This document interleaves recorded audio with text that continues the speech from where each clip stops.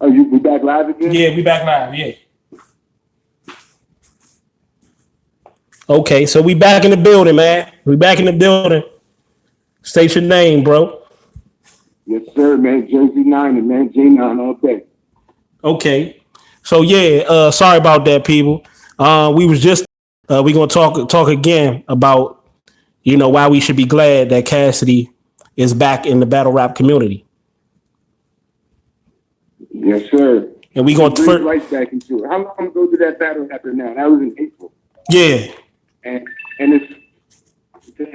and the funny part, which is also, when I say funny, I don't mean how I'm talking about funny, ironic, is when we drop our content, about that battle, because everybody already knows how we feel about it, who won and everything. When we drop our content talking about the battle or any aspect of the battle, it's always a certain group of bozos who climb in the comments and start talking about, that battle happened 2 months ago, it happened 3 months ago, get over it, why are you still talking about it? But those same people will watch every single one of them. And it's not like we ghosting them as far as we putting down clickbait, we making up titles like we about to talk about something else. It's in the title that we're talking about Cassidy versus Good. So for them to click on it and then watch it and then climb in the comments to say, we don't want to hear about it, that's like, it doesn't make sense, man. You wanted to hear about it enough to click on it.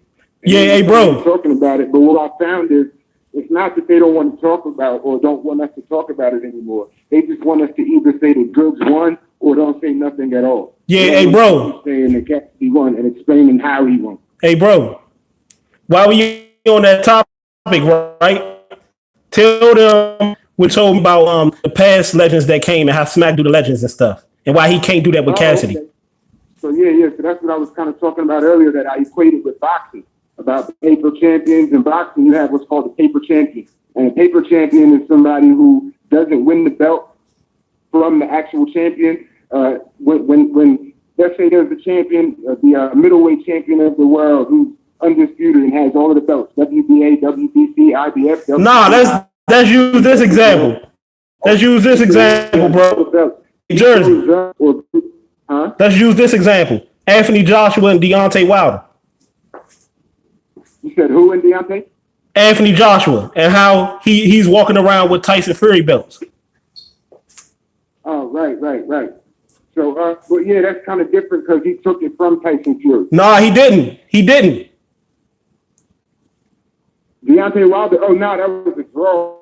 No, I'm talking about Anthony Joshua. Anthony Joshua, like a paper champ. He didn't beat the person to get the belt.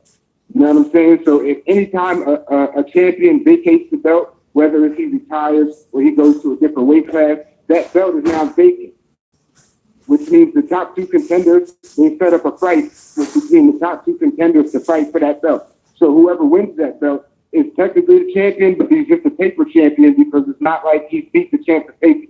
So the real boxing fanatics, man, we know, like, yeah, you the champ, but you're a paper champion. You didn't actually beat that dude to get that championship.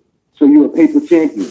So while on paper you're the champ, in the hearts of the people who follow and who know it, there's an asterisk by your name, kind of, when you're the champion, when you're just a paper champ, as opposed to when you actually beat the champion to take over. So that's kind of what was happening when the current format of battle rap, when the URL exploded, and you had your Conceded, your Arsenal, your A-Bird, your Hitman Holler, your Sue Surf, your Calico, all of those dudes, they were the best in the URL. They were the best in the business, running through everybody. So those brothers. But see, here's the funny part, bro. Here's the funny part, Jersey. With Anthony Joshua, using the analogy of Anthony Joshua, right? They're trying to push Anthony Joshua because they hate Deontay Wilder. They know that he isn't the real champion. They know that's why they send Deontay Wilder through all the obstacles. They send him through the obstacle course. And they don't challenge Joshua. Just like they did Goods with Cassidy. They know that Cassidy is clearly better than Goods. They know that Goods couldn't rap better than Cassidy on his best day. But the reason why they pushing it is they don't like what Cassidy stands for, man. Yeah. They don't like what he stands for at all. And they don't like where it's headed neither. Because in that same Summer Madness 2 card, that's what the Summer Madness 2 card was, honestly. That was Smack and Beasley's attempt to validate the paper champions by putting them against the guys, the original guys who we all know and love, who put battle rap on, your Murder Moose, your Loaded Luck, your Serious Jones, the dudes who were there from the beginning that the people love. So those dudes put in work on Smack DVD, but none of them touched the URL stage at the time. So all of the young guns, your Conceited, your Arsenals, all of those guys, they were the head of that class, but they were still being compared to, the OGs, like Rocky V when he fought Tommy Gunn. Because Tommy Gunn, when he won the belt, that was his whole beef with Rocky. After Tommy Gunn won the belt, the people, they were still like, yeah, but Rocky's still the champ. Because it wasn't like Tommy Gunn beat Rocky or the champion that was the champ that Tommy Gunn beat. It wasn't like he beat Rocky. Rocky just retired. So he still was a champion in the eyes of the people. So in order for Tommy to get his respect, he felt like he had to go through Rocky himself. So that's what Snack and Beasley and all of them dudes did. They wanted to put the young dudes, DNA, Charlie Cripps, they wanted to put them against the original G's. So that's what they did. So Smack paid Mook $20,000. He was going to give everybody 10, but Mook demanded 20. So that was a big deal too. But he paid Mook 20. He gave Serious Jones 10. Iron Solomon 10, Loaded Lux 10. All of those dudes got $20,000 and $10,000. But that was supposed to be a one-off. It wasn't like the URL was trying to hire them back to be URL battle rappers. That was supposed to be a one and done. And what they thought was Smack, Beasley, and all of them, URL, they thought that the young boys was going to kill all the old heads. So once they do that, now the URL is solidified as having the best MCs in the world, in the entire world. So now they went through the original dudes. But it just didn't happen the way that they wanted because the young dudes didn't go through the old heads. And what they just did to Cassidy versus Good, what they did to Cass, they did that same exact thing to E. Ness when he battled DNA. They had people there booing. As soon as E. Ness couldn't even get through his rounds, they were just booing and acting crazy. So that wasn't the first time that happened when Cass went through. They did the same thing. So that was just, the same exact thing they've been doing that. It's nothing new. They wanted to get the old heads out of there so that the young boys could thrive. So why wasn't Smacking them successful with Cassidy as he was with everybody else? I think it's for a lot of reasons. Because back then, battle rap was still kind of being molded, and battle rap media wasn't then what it is now. That's actually what kind of really helped battle rap media was that era and Summer Madness 2 event. Because everybody, what Loaded Lux did with Calico that night changed the game. That changed the game, for real. And what Mook did that night changed the business aspect of the game. When Mook disclosed that he made 20 and that the other dudes got 10, that messed everything up for Smacking him because of the fact that I just named that were basically running the game at the time, Conceited, Arsenal, Bird, Hitman, Surf, all of those dudes, even the best of them weren't getting paid all that much money. I think the best of them at the time was getting, 5 stacks? And that may have been like a hollow to dollar. Whenever he'd come back, he'd get like 5 or something. But for the most part, those weren't getting paid like that. There were a lot of battlers who weren't getting paid anything. So do you think Smack used the money? Telling them, we doing you a favor by allowing you to rap on this platform. So they get maybe plane fare and a hotel room, but as far as the battle, they didn't get any money for that. So do you think Smack used the money from the other small battlers to pay the bigger battlers?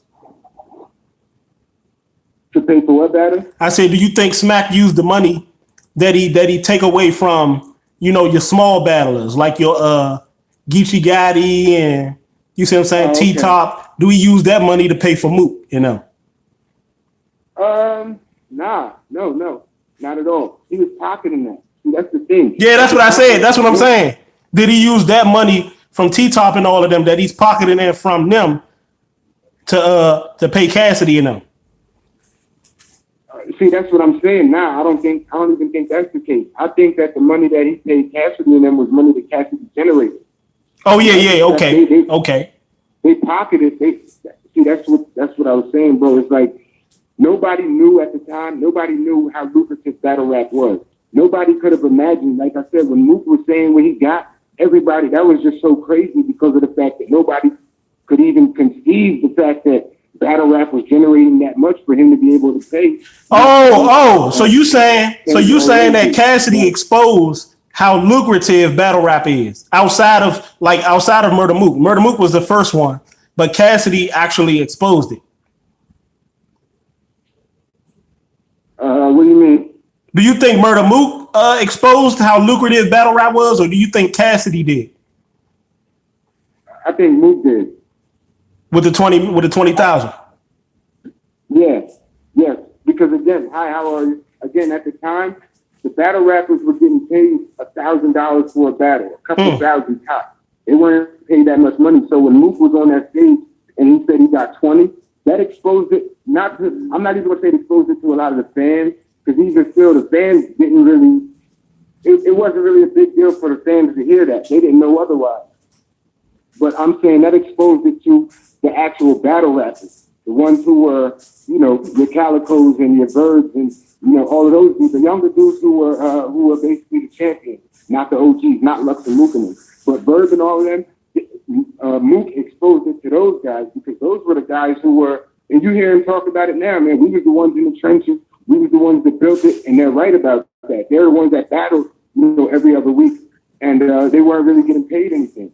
So when Mook does the battle and he says that he got 20, Jones got 10, and everybody else got 10, when he starts putting those figures out, the Verbs and all of those guys are looking at it like, wait, what? They got what?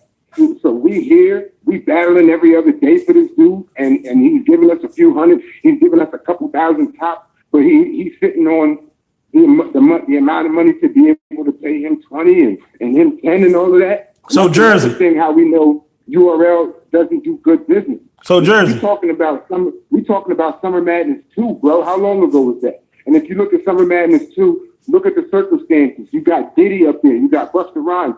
URL had sponsors, big time sponsors, Salad Vodka, and all of that. So the question is, wait a second. If they had those big time sponsors during Summer Madness 2, why isn't battle rap bigger than what it is now? Because if they had those eyes and that support from those type of people, how is it that they fell off? And now, you're talking about, you got the dude who, the Cigarillos, he's a sponsor now. He's like one of their main sponsors. But you have people with deep pockets like Diddy and Busta Rhymes involved that sponsor. Why would they take their sponsorship away? So we have to kind of explore that as well. It's just that they're not conducting business the way they should. Battle rap should be a whole lot bigger than what it is. So Smack was talking about recently, I think within like the past year or two, I'm saying, son, we making these moves, we about to be on TV, and this about to be on TV. Damn, how long have y'all been at this? Y'all been doing this for 15 years. Y'all should have had, there should have been a URL network on DirecTV by now, if we're being honest, where they got battles every day, or some type of, a site, just like he just did with the Smack app. That should have been a long time ago. That should have been years and years and years ago if they were moving the right way. So Jersey. Because look at it, 15, 20 years ago, Fight Club was on MTV too. Fight Club, a very, very small league in the beginning of this format of battle rap. You mean to tell me y'all couldn't accomplish what they accomplished that long ago? Yeah. With the following that y'all have, who's conducting y'all's business? Right. So Jersey. Yeah. What you think would have happened if Cassidy would have told everybody how much he made? I think it would have been the same exact thing that happened when Mook told everybody. So how much do you think Cassidy got paid for that battle? Do you think? It really, really depends, bro. I'm thinking that he got with cash for the battle. I'm thinking probably around between 150 and 200,000. But then I'm sure because he said he took a pay cut, so I'm sure it wasn't the 250 up front like he got for the other battle. But I'm thinking maybe 150. So I'm thinking he got between 150 and maybe 200 up front as far as cash. But then he has some type of portion of the gate and the pay-per-view, and he got paid on the back end as well. The reason why I said that, right, is because the whole narrative was Smack, URL, Goods, and all of them, and the other Avengers. Their whole narrative was Kobe was coming back because he needed them. That's retarded. That's retarded. And I'm thinking, what if they would have actually found out? What if Cassidy would actually disclose what he actually got? Right. And I think that's retarded because Goods would have a point and an argument about, Cassidy coming back because he needs the bread. He would have a point if Cassidy came to the URL and was battling for the amount that everybody else was getting. If he's coming back and he's getting paid $5,000, $6,000, even $10,000 for the battle, that's when, that could raise some eyebrows like, wait, what? How do you go from charging 100 and then making 250,000 a battle, and then now you're accepting 10 G's? But you know what? That's a testament. That's a testament to how gullible. That's a testament to how gullible those BRC fans are. Right. For y'all to let this man slide that across y'all that Cassidy is coming back for money because he need the URL, and not ask that nigga more questions. And for Smack to have worked business out with Cassidy and to allow Goods to even say that. Right. When he know how much he paid Cassidy. Right. But, they with that retarded angle, that's one of those, what we call battle rap angles, where it's just something that sounds good, where you can say that on stage or in a face-off, and you can get people to ooh and ah, but any type of actual deep analysis of it just gets rid of it. And that's what I was saying with me and you, our next move, we about to work on. We definitely gonna cover that when we do what we do, what we was just talking about. We're gonna cover that because that's one of the angles too, man. His angles don't stand up, man. They don't stand up to scrutiny at all. Cassidy's doing this for the money. You name me somebody who's not gonna come and do a battle for $250,000. You look at Jada Kiss, right? Yeah. There's he was doing like an interview. It was him, all the rocks. It was him. Styles and Sheik were sitting down with somebody and they were talking about battle rap and battles. And the interviewer had asked Kiss and them like, yo, did y'all ever battle? And Sheik was saying like, nah, man, these dudes, they be all in each other's face touching them. Like, I ain't saying that. So nah, but then Kiss was like, yo, if you give me $250,000 for $250,000, I'll battle whoever y'all get. Then he said, as a matter of fact, I speak for them too. You give us $750, you can line up your whole roster and we'll kill it. So these are established. These dudes are legendary in every aspect of the game. You talking about the locks, legendary. And them brothers said that they're gonna come back for 250. So who's not gonna battle for 250? And that's what I'm saying. It doesn't stand up to scrutiny. How retarded is that for you to say this dude is doing it for the money and you just got paid $6,000 while you're... Hey, I was just about to say that too. Hey, Jersey, I was just about to say that. I'm like, how the fuck can Goods even say anything? And that nigga got paid $6,000.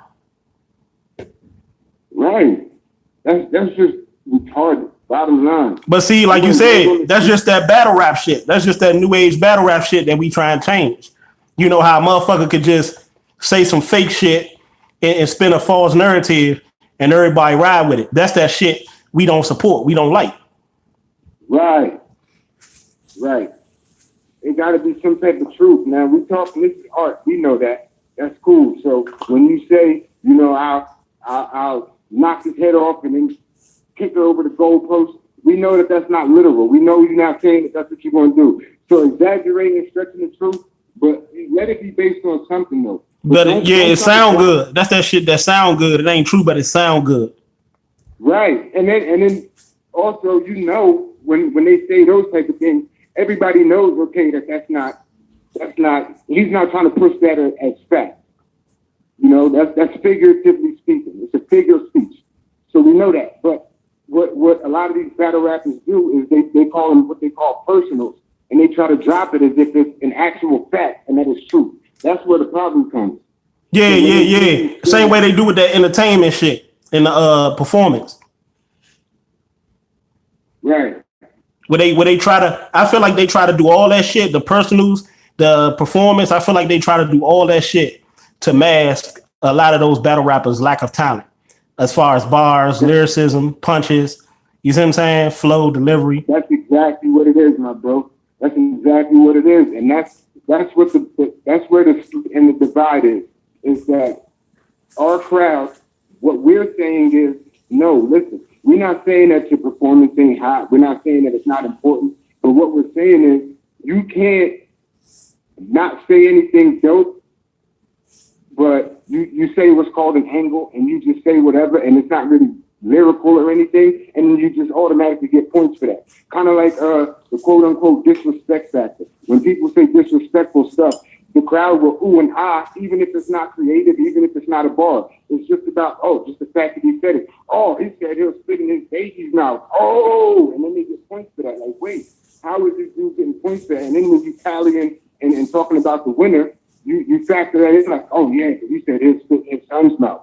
So it's like, wait, but how did he say it? All he said was about spitting in his son's mouth. You don't get points for that, man. At the end of the day, we need to get back to the art of rapping and lyricism. So that's why I don't understand the pushback that we've been getting when we say, come on, man, step your bars up. Y'all have been giving these people points just for doing, the electric slide on stage. And for nothing. You know what somebody told me, bro? You know what somebody told me? Somebody told me, right? They said Cassidy won rap wise, but he didn't win battle rap wise. How the fuck is that even possible? Right. And you know what? And I vowed to never say this dude's name because I think he's just a whole cornball. But it's a blogger I think he's from Atlanta. I seen one of his blogs recapping the battle, right? Yeah. And I didn't even know it was him when I saw it. But I saw his blog recapping the battle, and he made a statement talking about this is a rap battle. This is not a rap competition or a rap contest. And it's like, wait, what? What the F does that even mean? And then there were people in the comments when he said that talking about, oh yeah, I never thought about it like that. Yeah. And it's like, wait, you ain't thinking about it now because that doesn't make no type of sense at all. It's not a rap battle. You could take the smack shit, the world's most respected battle rap community, battle rap league. You might as well turn it into battle performance then, because it's not battle rap. In order to win a battle rap, you have to actually know how to rap. Right. That's what I was saying, and that's what the problem that we are facing with Goods and Cassidy is that it was the new age culture and the bullshit that they try to push on the people, the mainstream bullshit versus the actual battle rap, the organic battle rap. Right. How the fuck is it battle rap and you giving people the W off performing? Right. We need to get back to the essence, man. And that's what a lot of people's beef with Cassidy is. First of all, the reason why a lot of people wanted him to lose is because the URL has always had this thing about how they got the best spitters in the whole universe. They got the best rappers in the world, especially with the industry being what it is now, where you don't have to have actual talent or lyricism to be successful. So that's what I found ironic was y'all are calling this dude the industry, but y'all are the ones trying to turn this into the industry, where you don't have to really step your lyrics. And another thing too, bro. And another thing, I don't want to cut you off, but another thing, it's something that on my mind. Another thing is that they don't want people to, just like you said about the Murder Moot 20,000 exposing, smacking them. The way that Cassidy is talking too. Cassidy is talking. Well, I don't know if they know about Al Heyman with the PBC, but he's talking like, he's talking. You know how Al Heyman is. He's a black brother that want to see other black brothers make money, not just make money, but he want to show them how to make generational wealth. You see what I'm saying? Right. And Cassidy is trying to show these battlers how to make generational wealth and how to really, capitalize off your name, off your brand. Right. And these dudes, they don't want to hear it because, I don't know why they don't want to hear it, but smacking them don't want that to happen because smacking them want to continue to milk them. He don't want them to know what he has been doing and what he's continuously doing to this day. You see what I'm saying? Right. So Cassidy is also a problem in that aspect because Cassidy is not only coming in, taking money away from smacking them, but he's also showing others how to capitalize off their name and off their brand. Right. And that's exactly that, man. Look, that is 100% exactly what we were talking about earlier when I was saying about, the slaves. The slaves that when they were first freed, there were a lot of slaves who left, but then went right back to the plantation because they were just so used to captivity that they didn't really know how to move outside of it. So institutionalized. These battle rappers. They look, like you just said, man, you hit the nail on the head because Cassidy showed them, look, this isn't what can happen if you promote yourself. Y'all are not just URL battlers, y'all are brands. And you're not just smacking these in and ain't doing y'all favors. Y'all are doing them just as many favors as he's doing y'all because their brand is dependent on you and your performance. So you should definitely charge and get paid for that. And this is how you do it. Ain't it so fucked up? Ain't it, hey, bro? You can make these events huge. Hey, bro. Do this. Ain't it so fucked up? Ain't it so fucked up how they don't want the public to look at Cassidy as being more superior than them, but they are okay with Smack being more superior than them? Right. Y'all okay with Smack making more money than y'all and doing right and doing okay, but Cassidy can't do it. Right. But Cassidy, the thing is, y'all have to continue to live with Smack. See, Cassidy, he can come in and bounce out and bounce in whenever he want to. Smack, y'all have to continue to do business with Smack. Wouldn't y'all want that person out of the equation? Honestly, if I'm Cassidy, I'm not even concerned with the URL. My whole thing is, man, look, after what I just did for y'all, Cassidy breathed life back into their company for real. URL was on the decline. And you can look at the same battle rap blogger who was trashing Cassidy and who sided with the URL and everything. Look at all their pages and go to around last year, around Thanksgiving, Christmas type of time, when the battles were announced, where it was Lux versus not Lux. It was Berg versus Moot. It was these other leagues that were putting together bomb cards, and the URL didn't have nothing. It wasn't until they announced Cassidy versus Good that people was like, "Oh, URL was back." So it's funny. So those same exact people who are trying to discredit Cassidy are the same ones who are also saying, "Yeah, URL is dead without him." So my whole thing is URL has been 100% ungrateful for what Cassidy did for their brand. So if I was Cassidy, I don't touch their stage again. But not only, but not only ungrateful, but they try to capitalize off Cassidy. Right. They try to capitalize off that resolution card. That's a fact. They still capitalizing off of it. Yeah. Right. But they don't realize that you can't capitalize off of Cassidy off a namesake. You have to capitalize off the actual person. You got to have the actual person. See, when they did the what was the next joint? Gnome 9? When they did Gnome 9, they tried to capitalize off Cassidy name and off the steam of Cassidy name, but they didn't have the actual person. That was the problem. Right. And you look at that too. Bird versus Lux was hailed as, oh, look at what the other battle rappers were saying and a lot of the battle rap bloggers and all of that. Oh, Lux versus Bird is a way bigger battle than Cassidy versus Good. This is like a real championship match, and that's what they were all saying. But it's like, where though? Where? It didn't do anywhere close to what a real championship match is supposed to do. Hey, bro. His battle is 10 times bigger than anything that y'all have done so far. Hey, bro, I want to ask you this, right? I want to ask you this, not to cut you off, because I know you on speaker. You probably can't hardly hear me. But yeah, I want to ask you this. Do you think Cassidy versus Goods, the fact that Goods was battling Cassidy, actually took away what, from what it could have actually really been? The fact that they battled Goods? Yes and no. And what would you think? My question, bro. What do you think Cassidy and Pat Stay would look like? I think that would be big, but for different reasons, just because of the demographic that Pat Stay is bringing. See, that's the thing. Goods brought nothing to the table, honestly. If you're talking business. Not even bars. He didn't even bring bars to the table. Right. The Goods brought nothing, like, at all. That's what I was trying to say. Even because, and I know people gonna be like, "Oh, you hating on Goods? Or you hate Goods?" No, I'm not, because I'll give you an example. One of my favorite battlers of all time ever is O-Red. He's one of the coldest I ever heard. And O-Red at his best, he can stand in front of anybody. But O-Red needs to do something on the business side, not just the talent side, on the business side, because as dope as O-Red is, it's not going to be people generally speaking. It's not going to be people checking for O-Red, despite how great he is at what he does when he's on his A game, especially.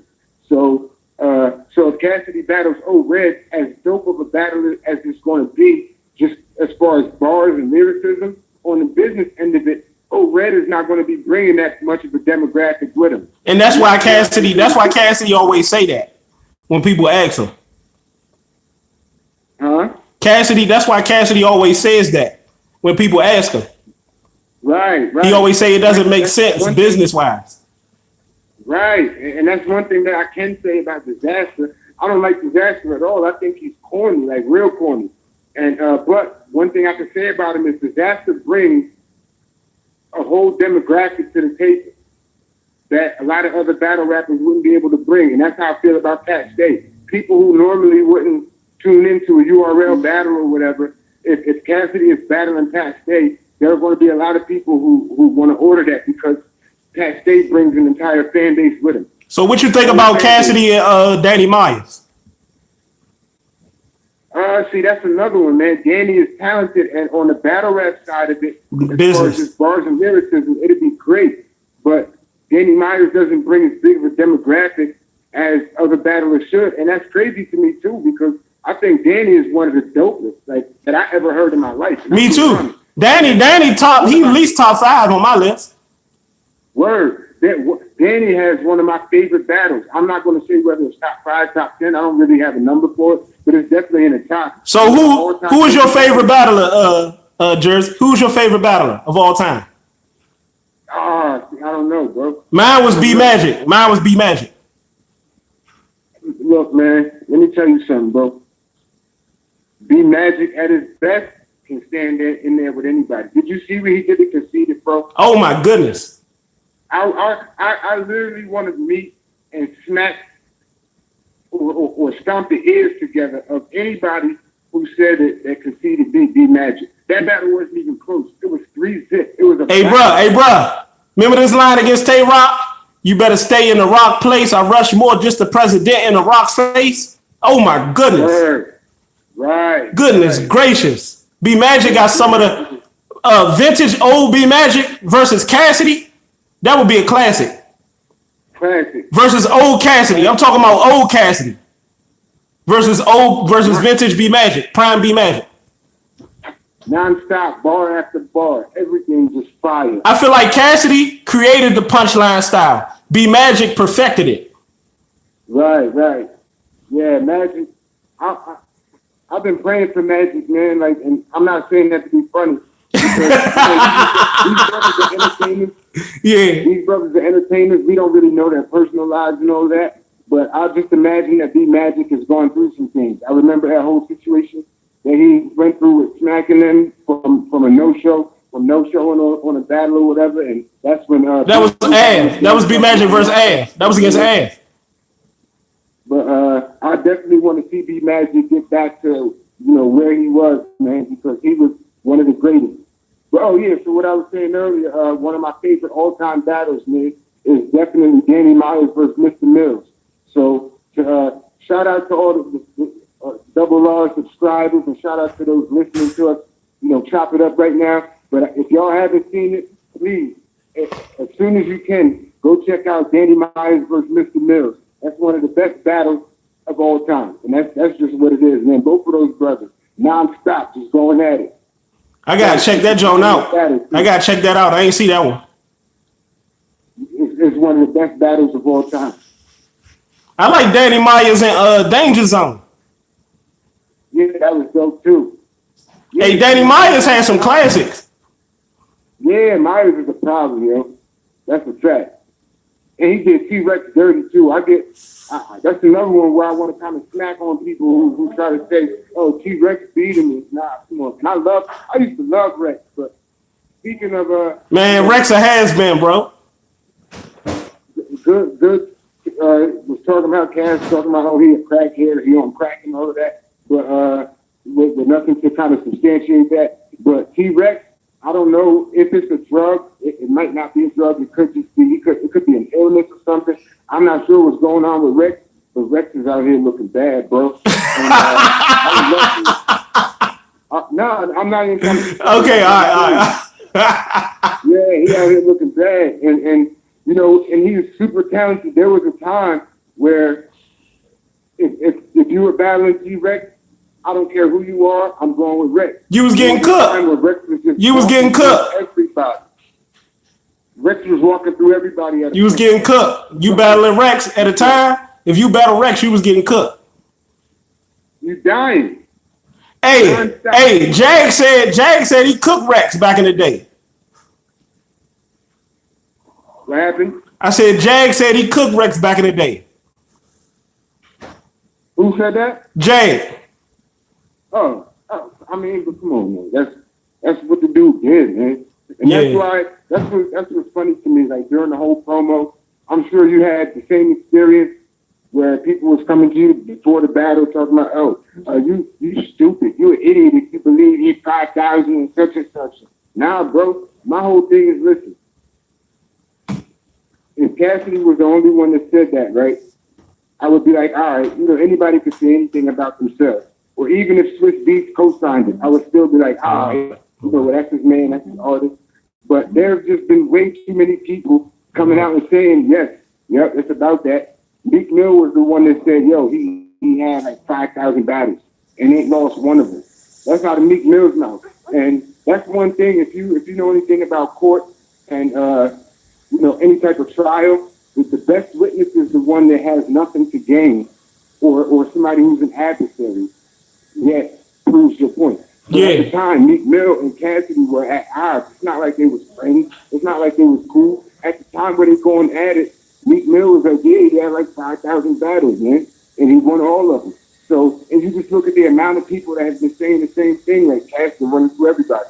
So my argument with them, the people who've been, you know, calling me all type of idiots, oh, you believe that, you got to be stupid. Nah, bro, this is the thing.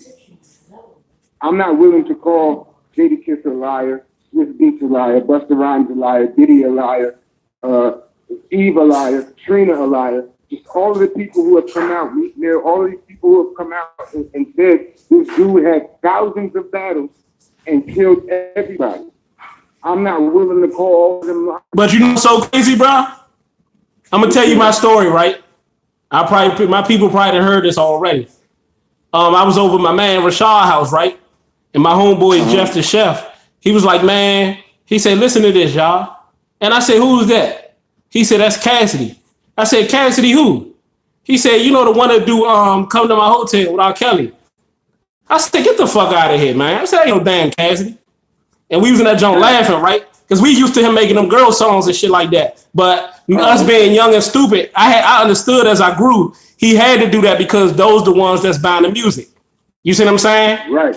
So back then we was laughing and shit. So Jeff, I said, so that's Cassidy Come to My Hotel.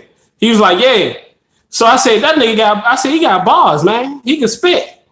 And that's when Cassidy was doing the Dolo freestyles. Remember he had to do Nico with him and all that? Yeah. He was doing the Dolo joints. And he was like, I grind on the strip so hard, I got blue balls. I got blue balls. Yeah, back then. So I was just like, man. My experience with Cass is a little bit different because that's kind of how I felt when he dropped Hotel, if we're being honest. You know how when you heard his freestyles, you were like, wait, what? That's the same dude? That's kind of how I felt when I heard Hotel because I'm from this area. I'm from the greater Philadelphia area, South Jersey, right across the bridge from Philly. And I went to college in Philly, as a matter of fact. And I went to college in Philly from 01 to 05. So that's when Cass was really like buzzing. But I was all those radio battles that you're talking about, that's the radio station that is my home station, Power 99. So it's a Philly station. So you saying that's when he was the Bull B? I knew up the Bull B and then beat Cassidy, and then he just dropped the B. But yeah, so I knew of him before he dropped Hotel and all of that. I knew of him from his freestyles. So the dude he's always been dope and he's always just been running through everybody. And as a matter of fact, the college I went to, LaSalle University, if you look it up, Cass went to a school called Central High. It's a school for like very smart people. And you could tell that when you hear the dude speak, man. The dude ain't stupid. He's not an idiot. The dude is actually borderline genius. Yeah. He's just a straight up genius in so many different areas. But so yeah, he went to a high school called Central High, and that's literally on the same block as my college. It's like one block over. So it'll take 2 minutes for me to walk from my main campus to where his high school was. So when I say I'm from that area, the dude was buzzing back then. He was running around Philly killing everything back then. Hey, bruh. It was before cameras. Hey, bruh. Just to bring validity to your story. When I used to be in school, right, in high school, right, you had niggas literally in high school freestyling against each other, thinking they was really doing something, but they was all rapping Cassidy shit against each other. Right. And then I was just like, and then niggas was wearing they hat like Cassidy and everything. Everybody was trying to be Cassidy. So that's why when these dudes come out, get to talking about, that's why I'm here. That's why when them dudes get to talking and disrespecting Cassidy, I'm like, nigga, don't sit up there and act like. When I first started watching battle rap, real shit, it was Big T versus Hollow the Dom. It was Big T versus Hollow the Dom. And I was like, and my homeboy was like, yeah, you don't know nothing about this. I said, yeah, I don't know nothing about it. So he started hipping me to the whole smack URL shit. I lie to you not. And I heard Hollow the Dom rap. And I said, damn, that nigga sound just like Cassidy. And he was like, bruh, quit it. He said, you think everybody sound like Cassidy? I said, usually when I start thinking like that, it's true. I said, these niggas, this was all first listen. I said, these niggas sound like Cassidy. I was listening to CASSIDY. I was like, this nigga look like Cassidy. I said, they sound like Cassidy. He was like, bruh, you tripping.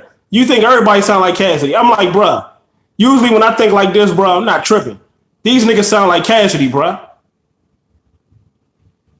That's a fact. But that's because of the imprint he left, man. And you know what's crazy is the first wave of rappers and battle rappers who was doing it, they were 100% fully aware of the fact that they sounded like Cassidy because they emulated his style. But it got to the point where it was so many people doing it and then trying to take it, put their own twist on it and all of that. So many people were doing it that there was actually people who was thinking that they didn't sound nothing like Cassidy or they didn't get nothing from Cassidy. It's like, yo, bro, the dude whose style you just jacked, he jacked his style from Cassidy, bro. So that's what I'm saying. He's like a grandfather to all of that. And that's just a fact. But the worst part about it is when he's doing interviews or blogs or anything and he mentions that and he brings it up, they just call him, oh, he's cocky, man. Ain't nobody worried about Cassidy. Ain't nobody copying Cassidy and all that. Come on, man. There's a reason why the OG.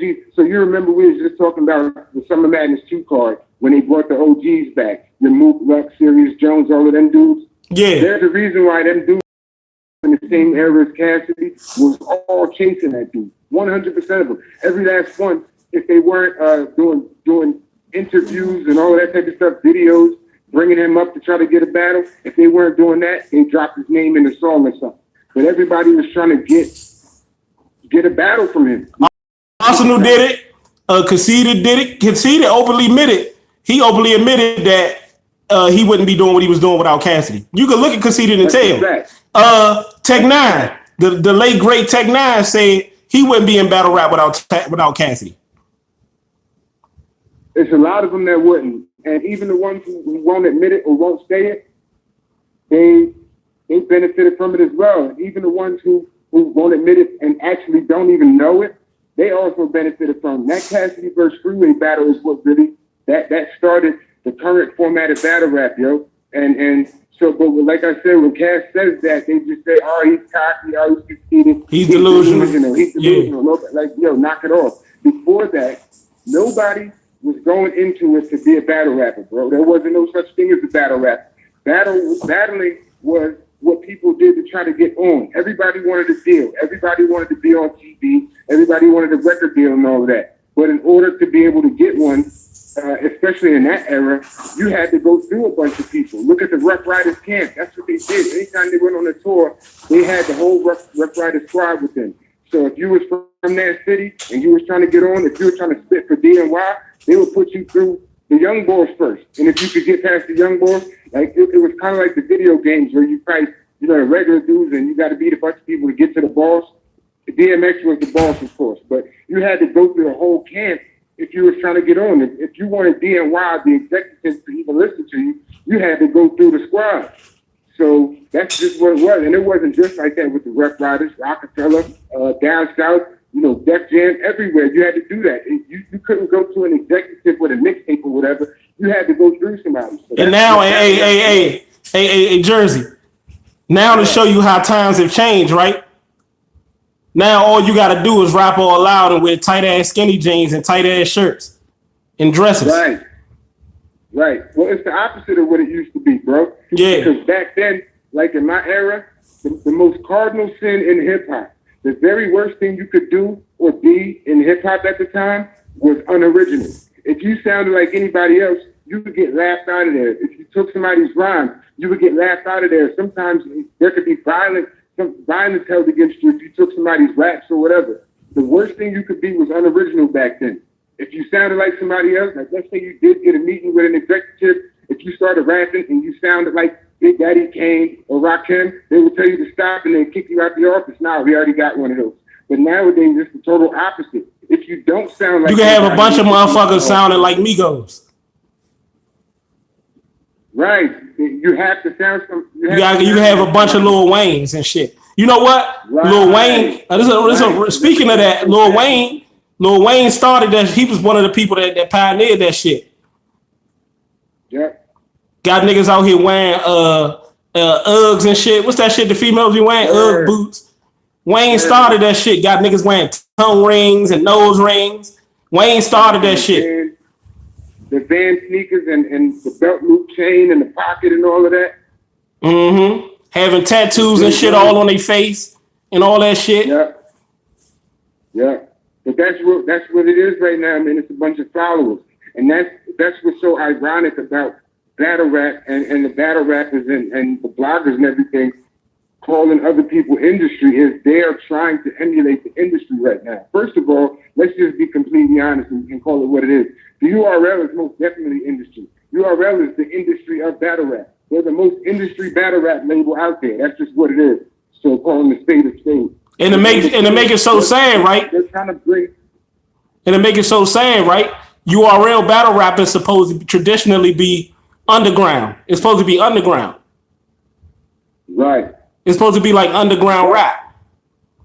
But how long would you expect them to do that? Because that wasn't their goal.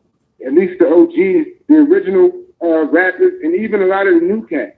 Their goal wasn't to be a battle rapper. They didn't wake up in the morning one day like, yo, I want to be a battle rapper. That didn't really exist. They became battle rappers by default. All of them did mixtapes. All of them pushed on that tip. All of them was trying to get on somewhere, and it just didn't work. And it was unsuccessful. That's what I'm saying about Good. I said that in my blog that I just shot before our conversation. I ain't uploaded yet. But it's funny, man, that all of them Good's been around the same amount of time as Cassidy. So he came out the same exact time. And you know what's funny about Goods too? He'd been envying Cassidy from the beginning. Yeah. And from the time that they met at the Jadakiss video shoot. Yeah. I still to this day don't know if the battle happened or not. It's not enough evidence for me right now. But whatever. But anyways, if you look at that, look at Goods before, look at Goods after. Goods took Cassidy's style and ran with it. Everything that Goods has been doing in the URL in every single battle with the way he's been trying to act and everything, he's been emulating Cassidy. Always talked about he was the best basketball player around, the best football player around. You see what I'm saying? The nigga that came on the court with the whole motherfucking Jordan wardrobe on. They came on the court with the socks, the tennis shoes, the Jordan jersey. He come on the court with the whole Jordan fix on. And then when you give him the ball and the whistle blow, some cold ass, he shoot the ball over the backboard. Can't make a layup. Mm-hmm. Word. But you know what? Because you and I, man, we're very alike in this way. We don't just listen to what people say. We know how to read people. Yeah. We see things in people that they don't want to be seen. Exactly. So Good. We just looking at him and knowing how to break people down and understand the psychology. Goods was most definitely the neighborhood Tupac. And what it was he was the neighborhood Tupac until that first year, whether it was coming back from summer vacation or for Christmas or whatever. Until that time, he was the first person in his class that got that pair of, whatever, Jordans or whatever. And then that's when he was allowed to be able to sit at quote unquote the pool table. You got to keep it a buck. Hey, Jersey. We got to keep it a buck. day, where he think clothes is what make him a somebody. Yeah, we got to keep it a buck though. We got to keep it a buck. Goods and DNA are really Charlie Clip's wingman. DNA, I was just talking about him the other day. DNA doesn't entertain me. DNA some shit. DNA is some shit. I don't care what nobody say. I don't think DNA is Clip's wingman. I think that they cool. I think they friends. So you don't never think good. You don't never think Charlie Clips wrote for DNA. You said what? So you don't never think Charlie Clips wrote for DNA? Nah, I think DNA is the one that writes for people. Maybe they they sharpen each other's swords, but nah, DNA. That's one thing I can say. I don't like him as far as battling. If you look at the blog that I did, talking to the bro Battle Truth, man, because Battle Truth did a blog about Verb, because DNA had said something about Verb and Verb's resume. So Battle Trooper did a blog talking about how DNA ain't nobody to talk about Verb's resume. So I've responded and I did a blog saying if there's anybody that can challenge or talk about Verb's resume, it's DNA. DNA's resume is crazy. It's bananas. And he wins. That's what he does is he wins. The thing with so DNA, you say Verb resume? DNA entertainment to me. So you say Verb resume? But what happened? You said DNA was challenging Verb's resume? Yeah. DNA. Hey, Verb got a hell of a resume though. Mm-hmm. Yeah. But DNA, man, he was Tay-Rock before Tay-Rock. DNA was Smack's #1 gunner. Every card he was on there, and whoever wanted smoke, DNA would go at him. And that's one thing that I respect about him. And even though I'm not particular, like I don't really like him like that, I'll never say that he's trash. I'll never say that he's whack. He trash to me. He's dope. Like the thing with DNA is, like I explained in my blog, he's always at like an 8. So when he's battling, you can beat people with an 8 if you're just consistently at an 8. So DNA never said anything. I can't recall one time where I've ever seen a DNA battle and it made me make faces or made me rewind. So he ain't never said nothing that was just like out of this world to me. But he said stuff that was, that was dope. Not super dope, but it was kind of dope. But he's always been consistent. He's always been at like an 8. But then you have like a Verb who there'll be battles where Verb is at a 9.5, where he just says something and I rewind it like, yo, that was crazy. But then he'll have other battles or a streak of battles where he's at like a 6, a 6.5, and it's just like, yo, bro, that was garbage. So DNA is just more consistent. So, but if you look at it that way, DNA is always at like an 8, and if you average Verb out, he's at like an 8 too. Hey, Jersey. Hey, Jersey. Yeah. Hey, remember B Magic trash DNA? Nah, I don't even remember. He cooked DNA. Hey, go back and look at that joint. He cooked DNA. He said that's a DNA hefty. Let the tip swab his mouth as DNA test me. That was nasty. Yeah. Bro, Magic he's a different kind of animal, yo. B Magic at his best. That's what I'm saying. At B Magic DNA, he could stand in there with anybody. Hey, that whole motherfucking sneaker store was on fire, boy. They was in that joint laughing like shit. He cooked DNA. Yeah. Then he went into the crowd and bombed in on Charlie Clips. It's like, man, come get your son. Clips always been overrated to me. I really didn't like that period of time where there was like a year and a half, maybe 2-year period where people were saying, oh, Clips is the GOAT, Clips is the GOAT. And I don't know, he was never even in that conversation for me, yo. Ever. So you ain't never liked Clips? I ain't gonna say I didn't like him. Cause Clips got some stuff where he's another one where he'll say something that's just like out of this world, but then it just be like average. Real shit. One of my subscribers said that. You was right too. B Magic beat Clips, he beat DNA, and he beat Tay-Rock. And conceded. And he beat Rum Nitty. And he beat Rum Nitty. And he beat Chilla Jones. B Magic. Right. He beat That's how I feel about Red, man. Oh, Red, when I tell y'all, Yo, Red is definitely, he's one of my favorites, yo. I gotta check old Red out, man. I gotta check old Red out. People been telling me old Red was nice. Bro, check out old Red versus Rum Nitty. He killed Rum Nitty. Killed him. Oh, I gotta see that one. Red, check out the old Red versus Daylight battle too. They said old Red was a puncher. Old Red a puncher? Oh yeah, old Red got punches, definitely. Old Red is just, yo. I gotta see old Red, man. Yeah, he's different, bro. Old Red is different. Hey, what you think about Big K? Old Red beat Tay-Rock. This is before Tay-Rock, became like the number one gunner. But Old Red, man, Old Red was the first one to beat Rex like that. He cooked Rex too? Old Red 3-0 Rex, bro. Oh shit! When Rex was Rex.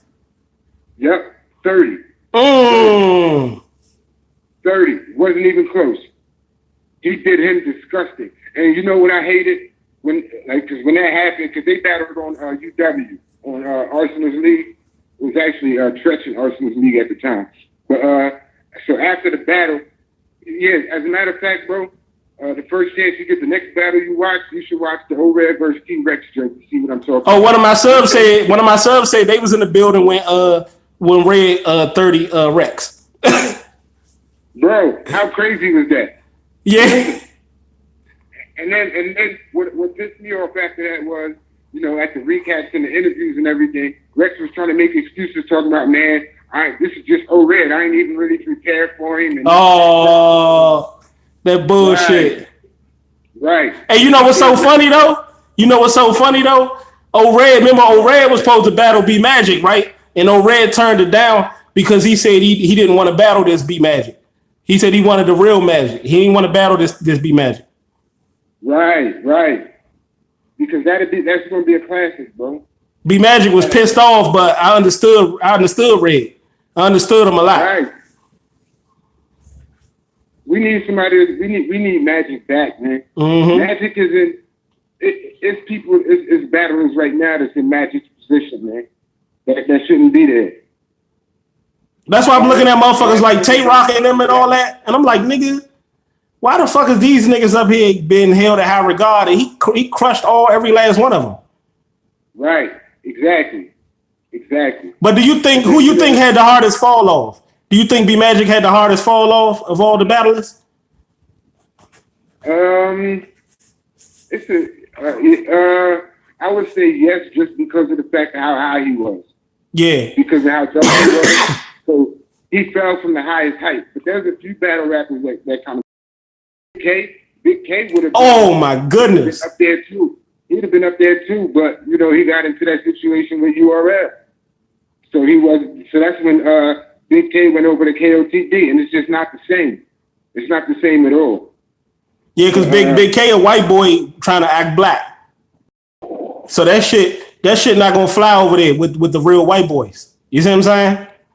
Right. See over here it worked because You know what's crazy? Head Ice kind of changed Head Ice changed the game for real, because of the fact that I'm not sure how much you know about KOTD, King of the Dot, but in the beginning, URL is already established and everything, and King of the Dot, they start becoming like very big.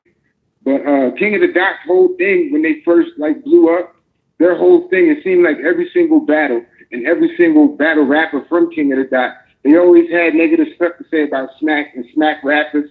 They used to that was like an insult over there. Like that's what they would say to each other. Oh, you just a reject Smack rapper. Oh, so KOTD is like we the new version of the old KOTD. Right. So the real BRC is the new version of the old KOTD. A little bit, kinda. They were more so. They were like cultural appropriation, where they wanted our culture, but didn't want us to be no part of it. So they was racist. Yeah, I ain't gonna say. But yeah. I mean, if we're just being real, I'm not gonna say that. Yeah, I won't say racist, but they wanted parts of our culture, but it's cultural appropriation, like country music. Country music was a black form of art, a black form of expression. Like you see a lot with these female actors. A lot of these female actors from other nationalities, they be trying to act black. They be trying to act like our women, but they don't want to give our women the credit. Right. They be trying to roll their eyes, talk with sass and all that shit, but they don't be trying to give us. That always made me laugh because they would talk bad about black women having big lips, and big butts, and all of that. And then just out of nowhere, they started getting the collagen, and then they started getting like the butt injection. Mm-hmm. Wait, what are y'all talking about? Yeah. They started getting the perms to make their hair curly. And it's like, yo, everything that y'all talk bad about, now y'all trying to be. Mm-hmm. See, that's what I'm saying. They want our culture, but they just want. So saying, right, our women always was trying to act white. Right. They get the relaxer in their hair. And I was so happy, man. What was it, maybe a decade ago now, when the whole natural hair movement started? That made me feel good. It kind of sucked a little bit that they had to turn something into a fad for our women to feel like feel comfortable and beautiful. Yeah. So I didn't think that it should have taken having to turn something into a fad, but I was definitely still happy that it was a fad. You know, like, all right, man, let's get back to who we are. Ain't nothing wrong with who we are. Because, you know, I grew see, up that's the problem with black people. And David Banner said it. He said we're not happy black. That's the problem with black people, and David Banner said it. He said we're not happy being black. A lot of us not happy with being black. Right. And even, you know, it's over in Africa real bad right now, bro. I just saw a video. My mom texted me. This is like a week and a half ago. And my mom texted me. She texted me about, you know, what's going on over there in Africa. You know, Sammy Sosa, he's down from Dominican Republic. They doing it there too. Skin bleaching. They doing skin bleaching in Africa right now. The dark-skinned people, they all want to be light-skinned, and they just ruining themselves. They bleaching their skin, burning it off, and, you know, they making themselves lighter, but it ain't even like actual looking type of light. Go to Google and look up Sammy Sosa and what he did to himself. That's real big in Africa, Dominican, places where people have dark skin, they making themselves lighter. Exactly. Yeah, and then Jamaicans do that shit too. Right. And that's crazy. And you know, the people who really rock with me and everything, and who have seen like a lot of my earlier blogs, and I kind of talk about, you know, my life and my experience and where I came from and everything. I was born in the city and I was raised in the city when I was young, but when my baby sister was born, I'm one of five, I'm right in the middle. But when the youngest was born, some things had gone down in Camden, where we from, and my parents, like, they packed us up. We left that night because it started getting bad. So we moved to the suburbs. And when we first moved out here, it wasn't a whole lot of people that looked like me. I was one of the only ones. But, you know, as the time went by, there would be more black students coming. And what hurt me the most, honestly, was it was the black people making fun of me about how dark I was. White people. And I didn't understand that at all. I'm coming from a place where everybody's black or Hispanic. And, you know, I moved to this place, and there were some white people that had questions and everything. I'll never forget, bro, I was in second grade, and one of my classmates, and I didn't even realize it was nothing, like, I laughed and everything when she said it. It was one of my classmates who, they wasn't used to seeing black people like that. But my mom, she never wanted us to be ashy, so she used to put, like, Vaseline on our faces when we was wild, you know, before school. So we go to school, and it's the first day of school, and one of my female classmates was like, oh, he's shiny and black like my patent leather shoes. And she had on patent leather shoes. So I started laughing, like, and a couple of students just started laughing. But it wasn't like she was trying to insult me or anything like that. It was just kids being kids. Like, it was an observation. So I didn't really think nothing of it. Then when I kind of got older, I'm like, oh, wow.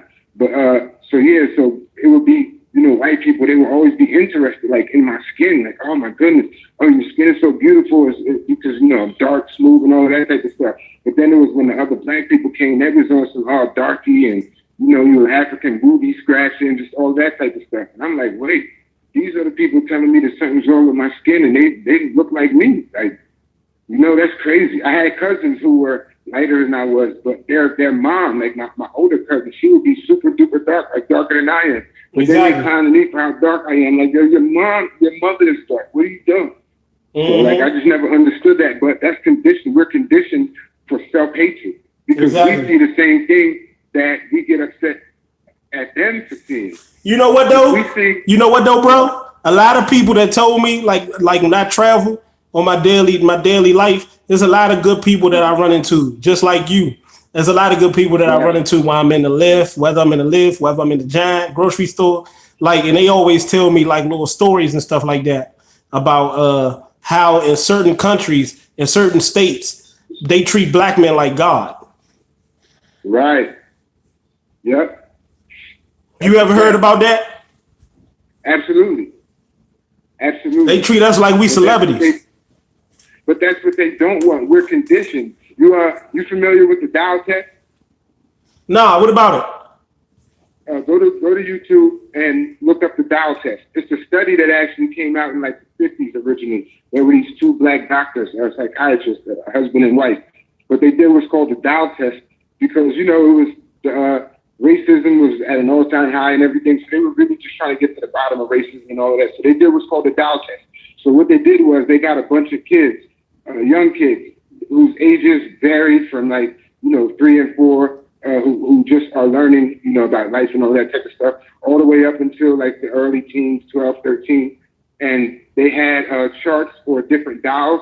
So they would have a black dial and a white dial.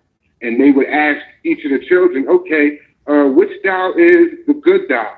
Which dial is the bad dial? Which dial is the pretty dial? Which dial is the ugly dial? And what they saw was the percentages were just outlandish, where all of the negative traits and attributes were attributed to the black dial, and the pretty, the beautiful, who has the good hair, who's the smart one, they were attributed to the white dial. And that wasn't just with the white kids, it was with all of them, the black kids and the white kids. So, and when you see it, so they did another modern version of that too. But when you look at that one, they have the actual video where they're doing it, they're taking the children through like the quiz and everything. And then they have the reaction video because the parents weren't in the room where they were, asking the kids questions, but the parents were watching. So you saw a lot of the white parents, they were like in tears. There were white moms that were crying their eyes out like, oh my goodness, I'm so sorry. I don't know where she learned it. And you can tell that they were being sincere. So, but what that also shows is that it's not like the white parents don't have to sit their kids down and say, okay, black people are bad, black people are this. And a lot of the white parents too, they actually teach their children that, skin color is just skin color. They teach about equality and all that. But because of the media portrayal, every time we turn on the news, there are certain things that are attributed to us more so than everybody. Like, and it doesn't make sense. Like when you think of drug dealers and drug users, when you think of absentee parents, when you think of welfare, you automatically think or attribute that to black cities or black people. But all cultures are dealing with that. Every day. Of course. I don't know how many white people I know that don't have problems. A whole bunch of them. So, but yeah, man, look up the Dow test, man. It's deep. It's real deep. And then you see it like with us.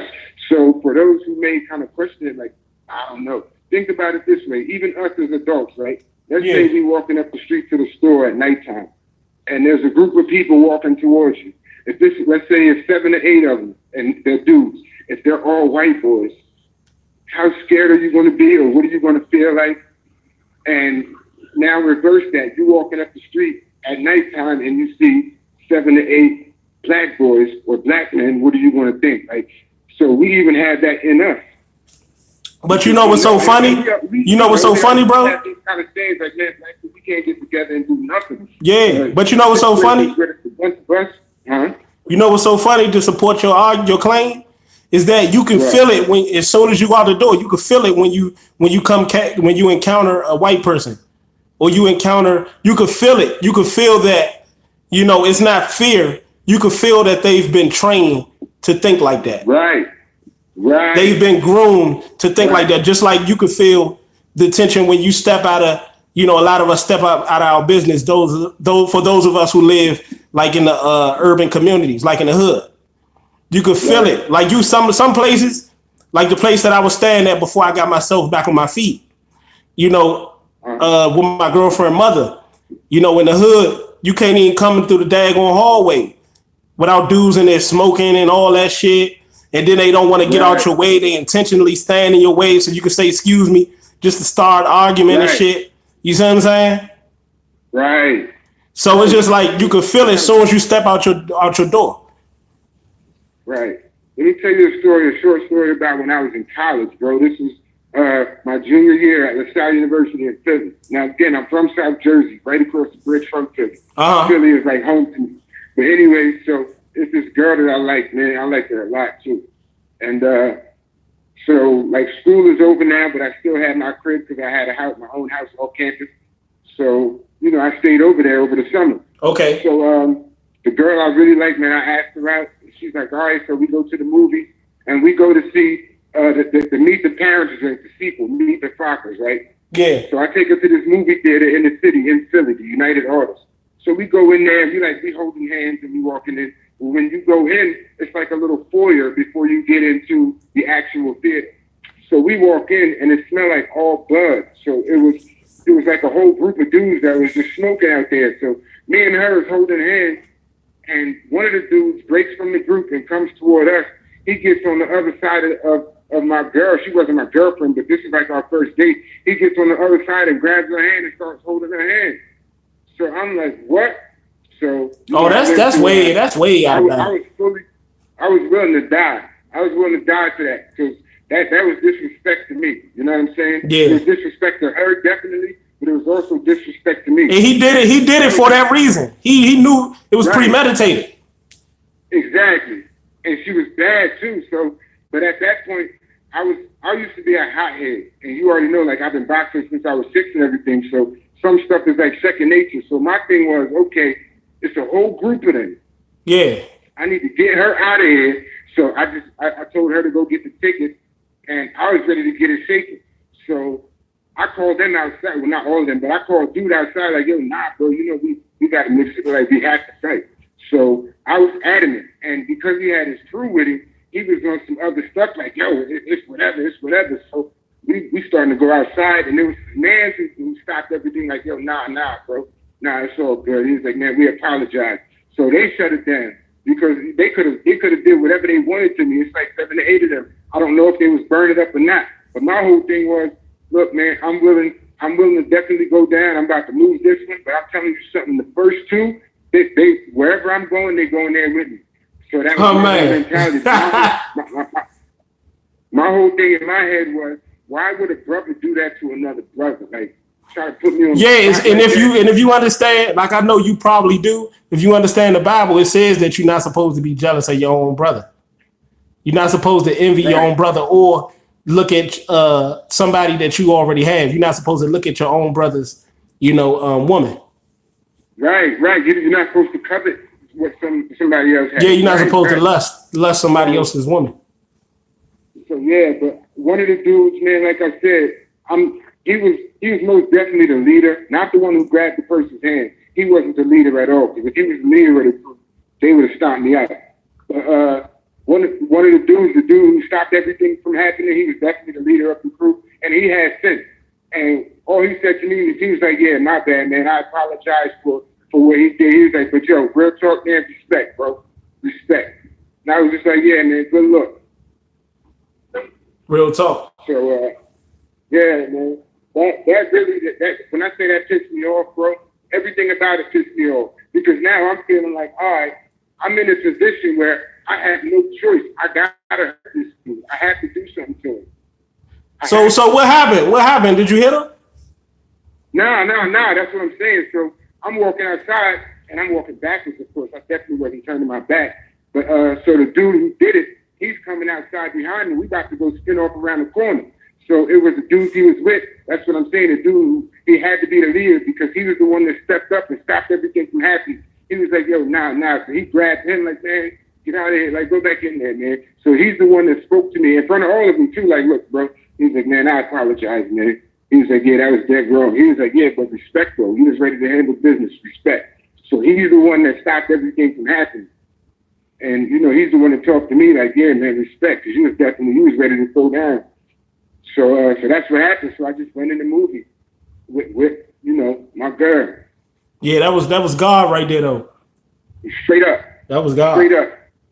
Because they could have done me dirty, bro. I can rumble with the best of them, but I'm not Superman. And that's what I'm saying. 7 to 8, the first two would have had it, because the first one hit a quitter. That's what I do. I know where to hit you and how to hit you.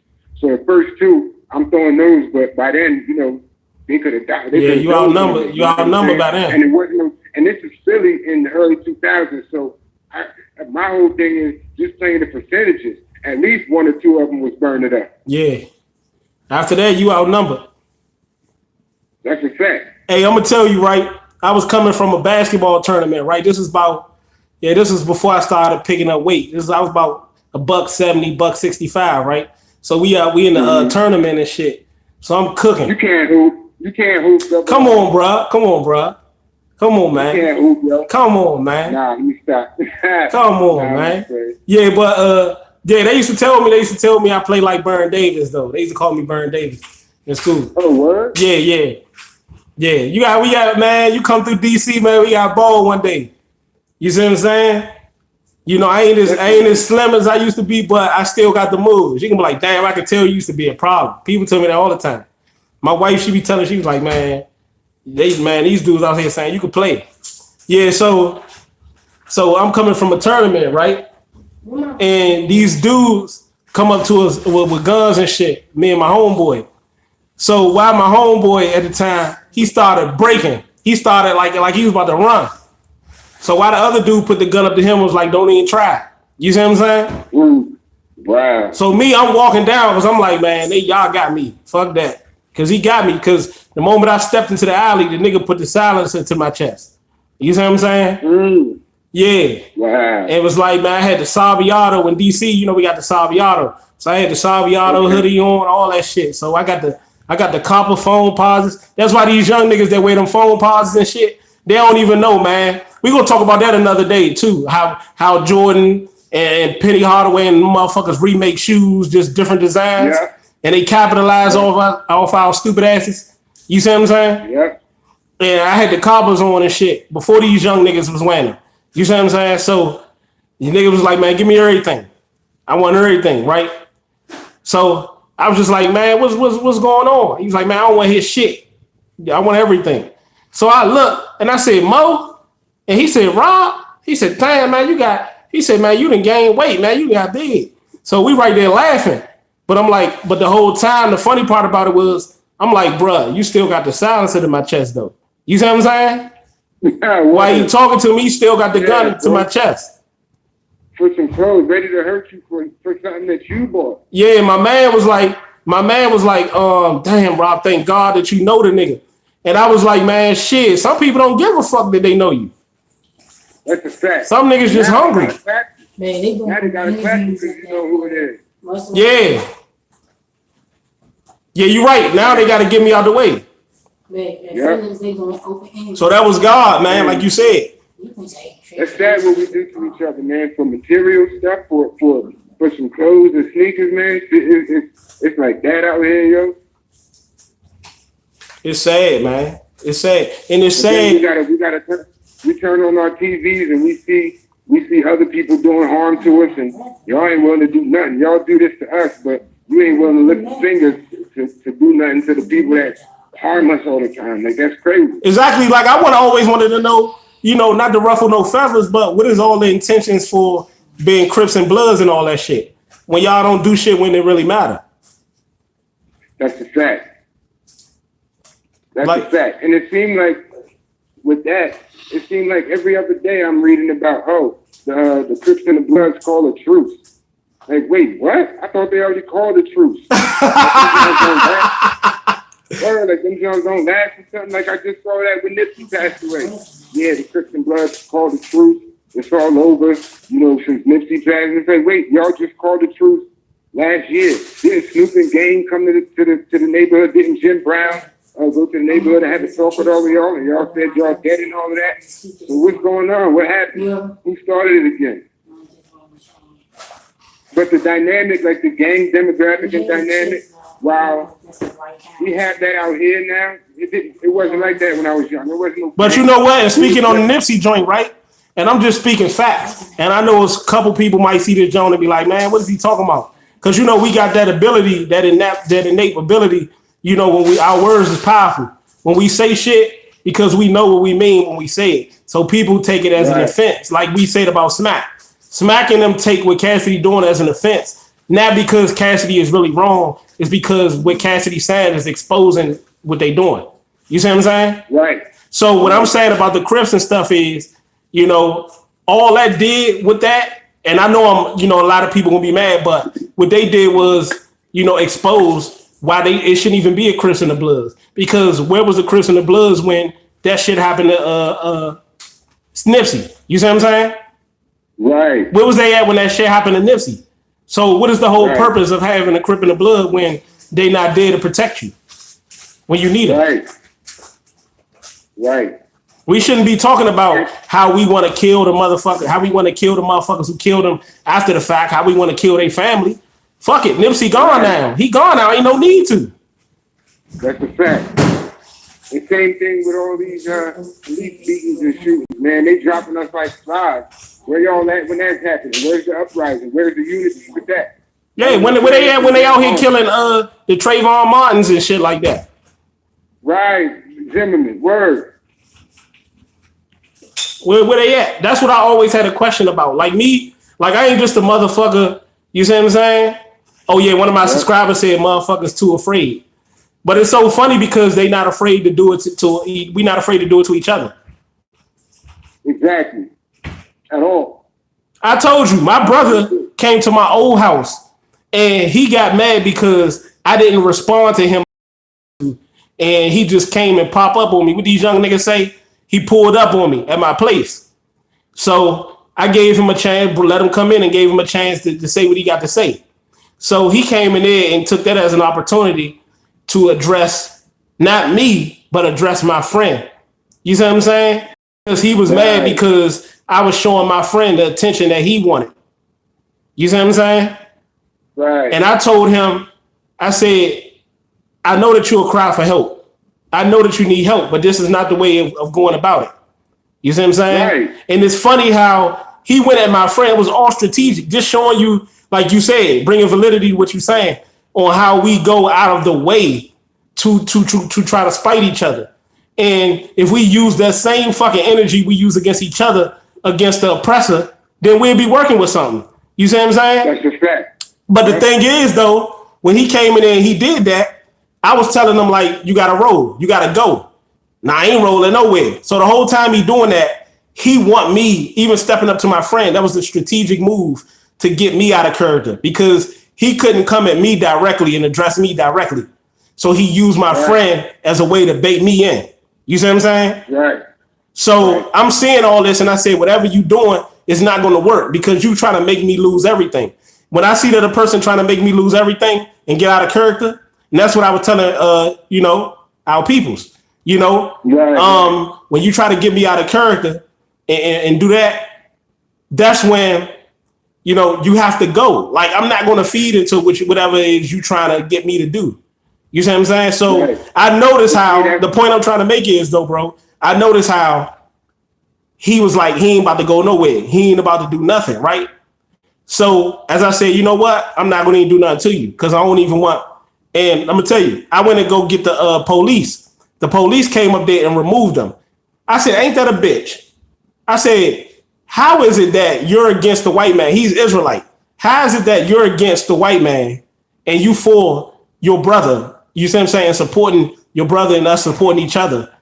But the first second you disrespect the person that you're supposed to be with and you listen to the motherfucker that you're against. You see what I'm saying? Right. And then when the white police officer came in there, he asked me, did I do anything wrong? What happened?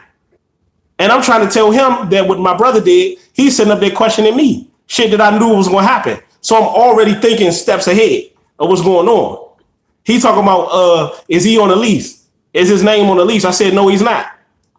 He said, so what's going on? Was y'all in here fighting? I'm like, no, he's at my house. He's not supposed to be in my house. And I let him inside of my house and he's disrespecting and he got to go. You see what I'm saying? And the police said, oh, because I was just trying to get to the bar. See, the police came to try to stir up something. They wanted to do something, right? They wanted to lock both of us up. And that's why I tell, our peoples, and that's why I tell my brother and them and brothers out here and the brothers that's listening on this live, you see what I'm saying? We don't win. Like when Jay-Z said, nobody win when a family feud, we don't, because at the end of the day, you give the man a chance and the pleasure of killing two niggas with one stone. You see what I'm saying? Yeah, that's a fact.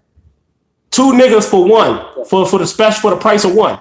So either one of us going to kill each other, or both of us going to kill each other, or both of us is going to be locked behind bars, where now the white man has us enslaved.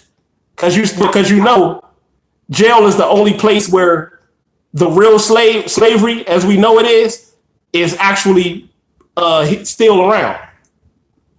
Yeah. So yeah, 2 for the one. Like one of my scribes saying, 2 for the price of 1. So nobody wins. And I tell my young brothers that nobody wins when we both fight. I don't get anything out of getting into it with you. I don't get anything. Yeah. We both lose at the end of the day. Yeah. And it's right back into the white man's chokehold. You see what I'm saying? Yeah. What you was about to say, bro? Oh yeah, no, I was about to say I'm about to bust a grub, my bro. Okay, cool. Dinner. But let me know when you about to do that live, man. Okay, I got you, man. You on? Okay, all right. Let me know. Hit me up. No problem, man. Thanks for having me, my bro. Shout out to the real BRC, man. Thanks to all the listeners out there, man. I love y'all. Thanks for the love and support. I appreciate you. Thank you, bro. We love you too, man. All right, my bro. Double R, man. It's a pleasure as always. Most definitely. The real BRC. Salute. Yes, sir. All right, bro. I'm gone. Okay. Yeah. What's up, people? How y'all like that, man? Real shit, huh? I knew y'all liked that one.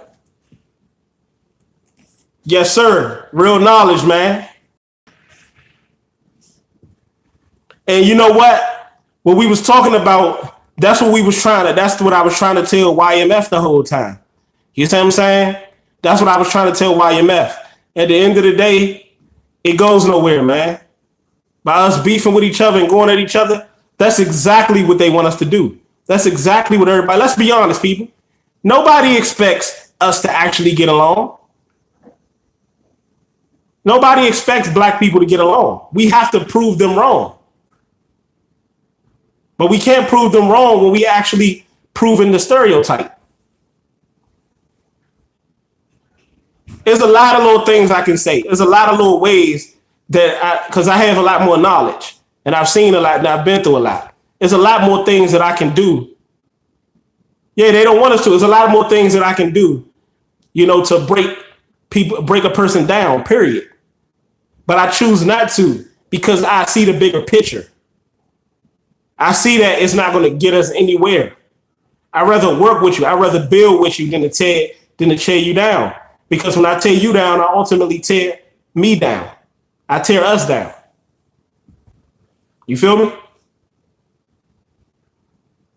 Let me see who we got in the building. Who we got in the building, man? Thank y'all for hitting the like button. Who we got up in here? Stay tuned also because after Jersey gets some grub and after I get some grub, I'm going to be on Jersey's live, man. We're going to chop it up some more about these angles, about Good's angles in that battle versus Cassidy. They even put our own real sisters against us. They don't want us to win. Yeah. For those of you who get a chance and want to hear about that, check out the episode that I did, Message to My Beautiful Queens. Message to my beautiful sister, my beautiful queens. And I said everything in there. Yo, Piper Boy is live. LOL, shaking my head. Yes, sir. Yeah, agenda. It's definitely agenda going on. And all I try to do, man, I'll go check that out ASAP. Thank you, Point of View Boulevard. Thank you. Salute. The Shadow Assassin. My people is in here. Who else I miss? Shouts out to my new subs. Welcome to the family. Shouts out to my original subs. Thank you guys for all that you do to make Double R what it is, people. You feel me? Yeah, for those of you get a chance, man, go ahead and check out the message anytime, my brother. Yes, sir. Thank you. You feel me? But yeah, nobody wins when we feud, man. Nobody wins at the end of the day. You feel me? Yo, they do that to keep us separated. They know if we unite, it'll be a problem. Yeah. We were made in the image of Christ, people. And me saying that, I'm not even supposed to say that. But that's how real I am. I'm here, bro. 2 more days till 7/7. Oh yeah. Thank you, Michael Manson. Thank you, bro. How you been? 7/7/19. The GOAT new mixtape, man. It's on the way. Couple more days, people. Few more days. 2 more days, actually. The Ghost mixtape, 7/7/19. Cop that joint, man. Support the real. You claim you support the real? Well, that's a good start. 7/7/19. Bump it in your, bump it in the crib.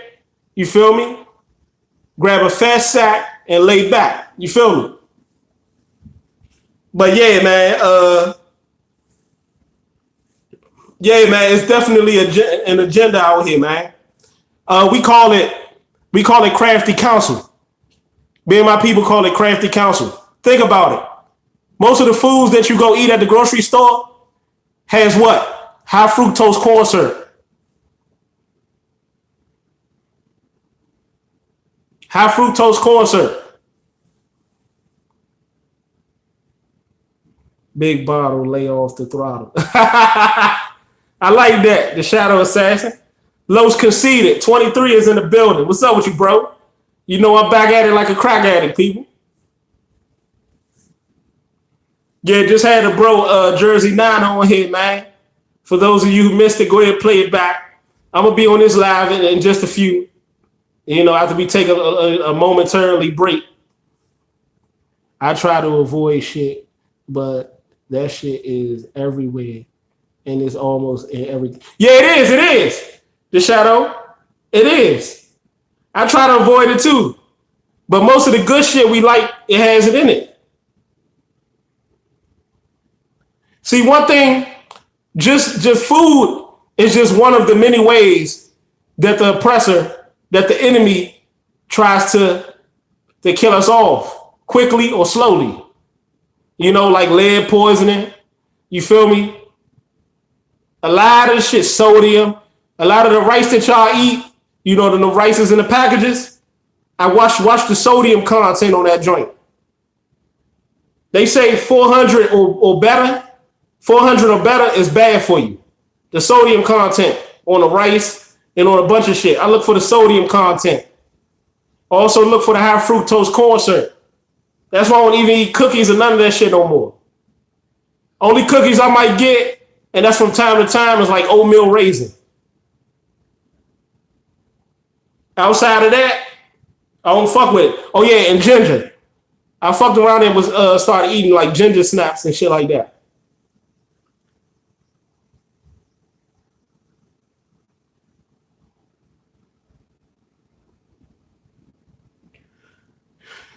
But yeah, as I started to get older, I started to see, man, these motherfuckers, you know, they really trying to. Monsanto got sued for getting dude cancer and they. Yeah.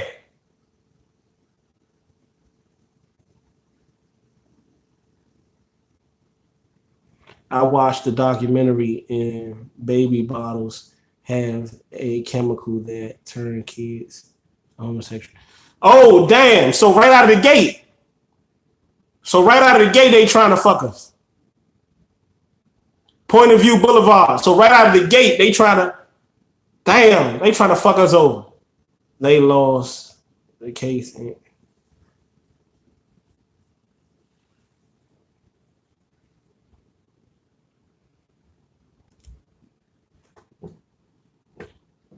Damn, that's wild. When y'all get a chance, man, for the talk this deep shit, that's why they always pushing the gay agenda very hard, especially towards us. I'll send you the link, big bro. Okay, Point of View Boulevard, thank you. When y'all get a chance, go ahead and check out a lot of my old episodes, a lot of my old stuff. Although I'm not as seasoned back then as I am now, it's still some deep shit. I'm still me. That's why I say when motherfuckers get to talking about, oh, the real BRC was never like this before, bullshit. You can't pull that with double R, people. They can't pull that. When I was talking about the government shutdown and everything, how the cross dresser was at the Oscars, I talked about all that shit. I've been talking this shit. I just don't really touch on those topics because I know a lot of you guys like when I just talk about certain topics. When I talk about Cassidy, the battle, sports, certain things that y'all like to hear. But I don't really touch into those like, deep topics or really drop jewels like that because people don't want to hear the real. People want to keep hearing this fake bull, this fabricated bullshit out here. Bro did. Let's move forward. Y'all got powerful. Your powerhouse like Cass back in. I love that. Yeah. Yeah, when you get Michael Menson, when you get a chance, check out this video. Rewind this video. I just did a whole video with Jersey Nana. We was touching on battle rap. We was touching on some real shit on life. You see what I'm saying? Ain't nobody thinking about that. That petty ass bullshit. At the end of the day, it started with YMF and VinLab, and at the end of the day, we're gonna discuss that later on tonight and try to really focus on the future and the plans that we have for the future.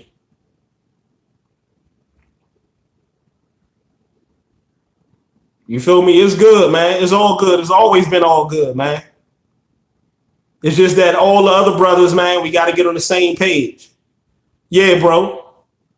We got to get on the same page. That's all. And we also got to realize that there's no leader. We're all leaders. That's what black people don't want to understand. That's what me and Jersey was talking about earlier. Black people got to understand is that we're all leaders. We're all special. We all were made in the image of Christ. You feel me? We are all special. We are all kings. There's no one leader. But as you know, in the black community, is always somebody that feels like they're better. And that's what me and Jersey was talking about. We got to stop that and establish the team is more important than our individual beliefs and our individual egos. And because technically, as far as the real BRC, if we want to go technically with a leader, then it's Cassidy. None of this would be possible without Cassidy. Point blank. You feel me? But I'm going to leave it there, man. I'm going to holler at y'all. Check me out on the live, on Jersey Nana's live. He going to be hitting my phone because he going to have me live a little bit later tonight. And we going to break down the angles on Goods and Cassidy. We're going to break down the angles on Goods and Cassidy since a lot of these motherfuckers out here don't seem to get it. But continuously ask us. Yeah. Creston White in the building. What's up with you? Yes, sir. Point of view. Glad you can learn something, man. I'm glad we can teach you something. I love all of y'all, man. But I'm going to definitely be on Jersey Nana's channel. Bishop Minor, my guy, tune in a Jersey Nana channel in a minute. So when you see Jersey Nana, for those of you who are subscribed to Jersey Nana, go subscribe to him. For those of you who are subscribed to Jersey Nana, then stay tuned in a minute. You'll get the notification. We'll be going live together and we'll break down these angles because there's a lot of people out there that's asking me, that's continuously talking about that Goods and Cassidy battle and trying to justify Goods' victory, but get mad when we talk about Cassidy. It's the hypocrisy, man. But at the end of the day, we know what it is and we knew what it was. You see what I'm saying? So check me out on Jersey Nana's live, man, in a few. So once you get that live, that notification, just know your boy Double R will be in the building, people. All right, the real BRC. King of FOE. What's up with you, bro? You get a chance and you get the notification if you subscribe to Jersey Nana. Check out Jersey Nana in a minute. I will be on there. We'll be going over the angles, the Goods angles, and we'll be discussing that. Okay? Love y'all. One.